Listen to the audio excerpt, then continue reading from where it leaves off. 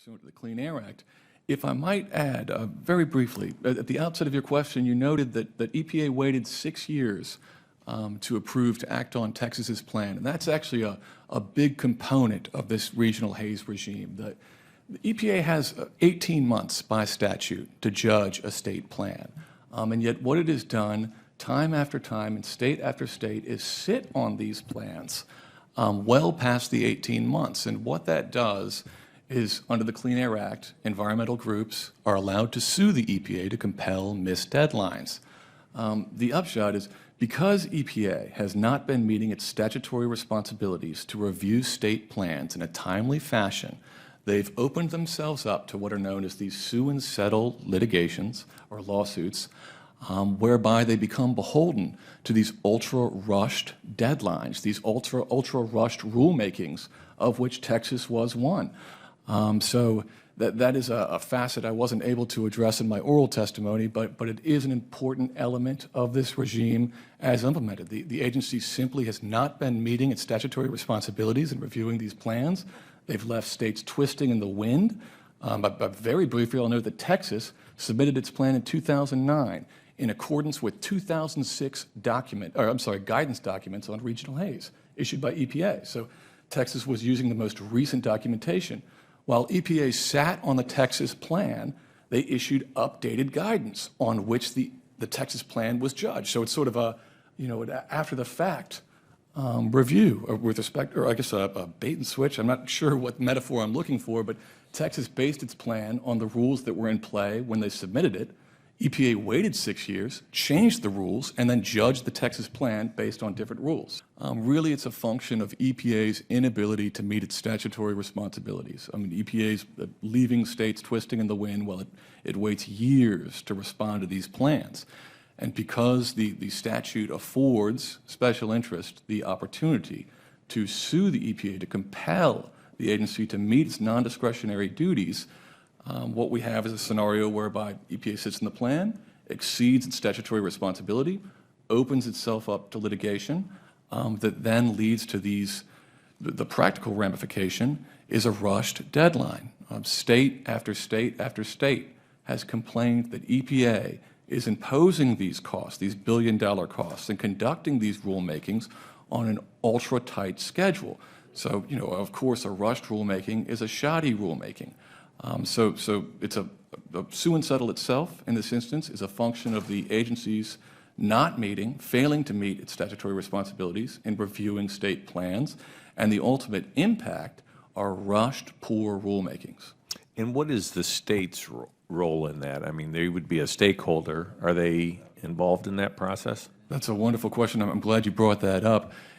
In the worst element, if you will, of the sue and settle component of this regulatory regime is that the agency has actively litigated to oppose states from intervening in these sue and settle lawsuits. So that is, states are the regulated entity. They are EPA's partner under the cooperative federalism framework.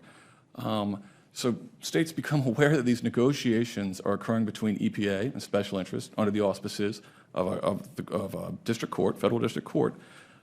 States want to intervene. North Dakota has tried this, Oklahoma has tried this, Texas has just tried this. They want to intervene, protect their interest. And again, cooperative federalism, they're the regulated entity.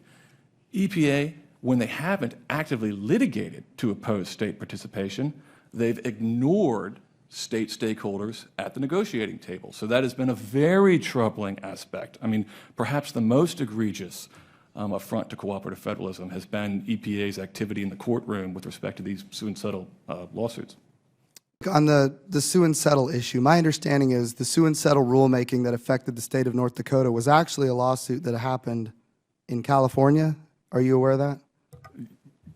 Yes, Chairman. Now, explain to me why the EPA would sue to prevent North Dakota from having any kind of involvement in that rulemaking.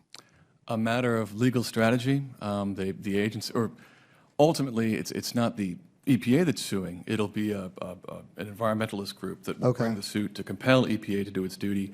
It is the Northern District Court of California in the Bay Area is perceived by such litigants as being more favorable to their cause, if you will, than other courts. So that's why they wouldn't go to North Dakota, a federal district court. That's why they would say you would find this unusual arrangement whereby EPA is negotiating with an environmental special interest in a Northern California court, North Dakota's regulatory responsibilities. Could EPA not, okay, so could EPA not working with the state, could the EPA not bring North Dakota to the negotiation? That was the very suit that North Dakota AG Wayne Steinham tried to intervene and that the agency actually litigated to prevent.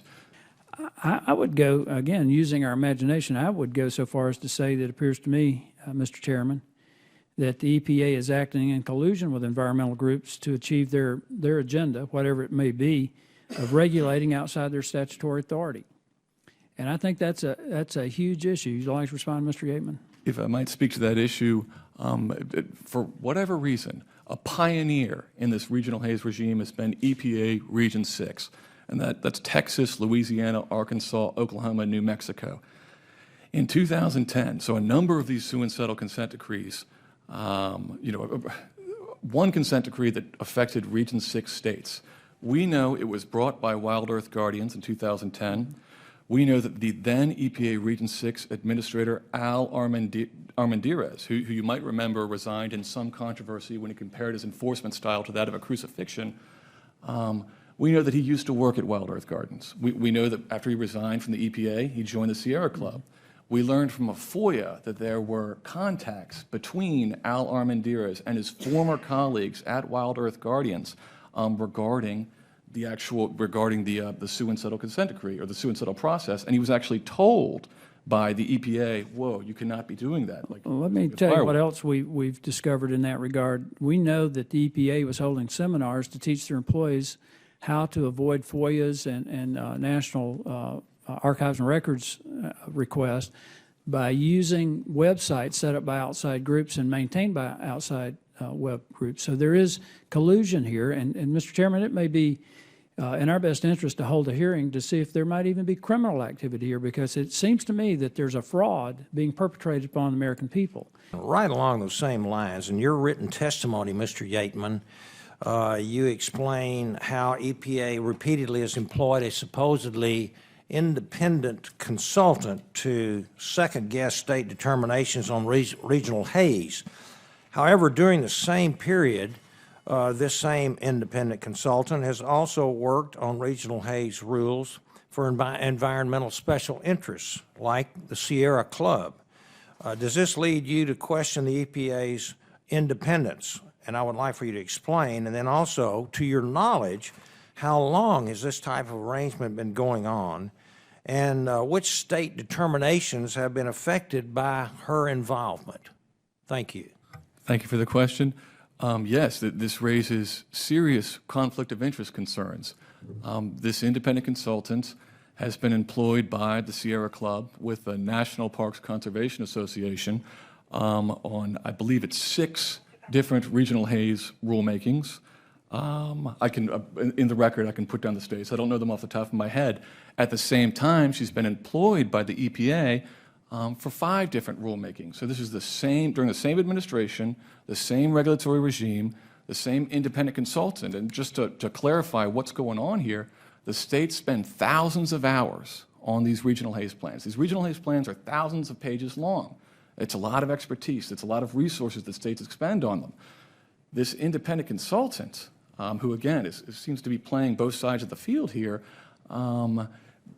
based on her analysis, EPA is disapproving the state plan. So we've got on the one hand a co-sovereign of the United States, thousands of hours of work. On the other hand, that work being effectively shunted aside, cast by the wayside due to the input of this one contractor. So it is note one other point with respect to this. Sierra Club is one of the environmental special interests that has been involved in each of the sue and settle lawsuits that have led to these the deadlines for these rulemakings. That means that EPA, before the courts, and Sierra Club are adversaries on this, putative, or supposedly, in our adversarial legal system. They're on opposite sides of the coin. However, at the same time, they're employing the same independent consultant. I mean, it again raises these I would argue, serious conflict of interest concerns.